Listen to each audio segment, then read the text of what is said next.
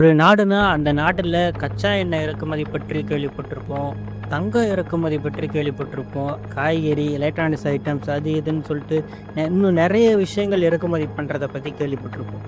ஆனா, இந்த நாட்டில கைதிகள இறக்குமதி பண்றாங்க. ஆமாங்க, நீங்க கேட்டது சரிதான். இந்த நாட்டில சிறை கைதிகள இறக்குமதி பண்றாங்க. அப்படி என்ன நாடு அது? ஏன் அவங்க சிறை கைதிகள இறக்குமதி பண்றாங்க? அப்படிங்கிறத நம்ம இந்த வீடியோல பார்த்து தெரிஞ்சுக்கலாம். வெல்கம் டு மை சேனல் ஊர் சுத்துறோம். உலகம் முழுதும் குற்ற செயல்கள் அதிகரித்து வருது.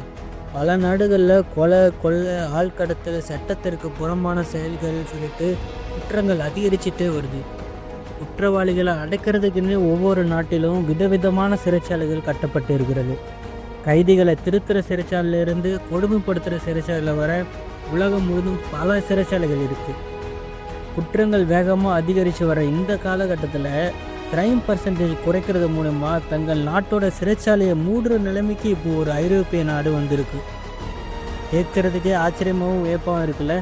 அந்த நாடு எதுன்னு பார்த்தீங்கன்னா நெதர்லாந்து.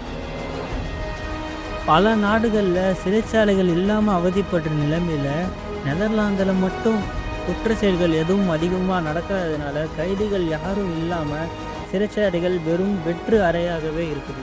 இங்கிலாந்து மற்றும் பிற நாடுகளை போல இல்லாமல் டச்சு சிறையமைப்பு குறைந்த குற்ற விகிதங்கள் காரணமாக வெற்று அறைகளுடன் போராடுகிறது நெதர்லாந்து.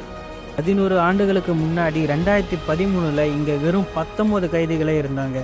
2018 அதுவும் இல்லாமல் கைதிகளே இல்லாத ஒரு நாடாக நெதர்லாந்து மாறிச்சு. 2016 வெளியிடப்பட்ட டெலிகிராஃப் UK அறிக்கையின்படி அடுத்த 5 ஆண்டில் நெதர்லாந்தோட ஒட்டுமொத்த குற்றங்களே ஆண்டுக்கு 0.9% குறையும் என்று சொன்னாங்க. இதனால் சிறைச்சாலைகளை மூடிவிடலாம் அப்படின்னும் பரிந்துரைச்சாங்க.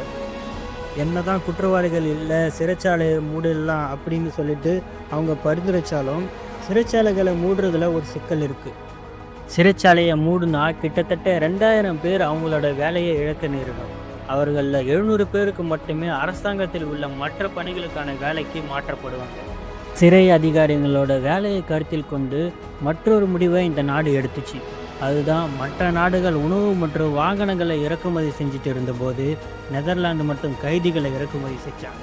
காலியான சிறைகள் பிரச்சனையால் நெதர்லாந்து நார்வேயில் இருந்து கைதிகளை இறக்குமதி செய்ய வேண்டிய நிலைமைக்கு வந்தது. நெதர்லாந்து மட்டும் குற்ற செயல்களை எப்படி இவ்வளவு குறைச்சாங்க?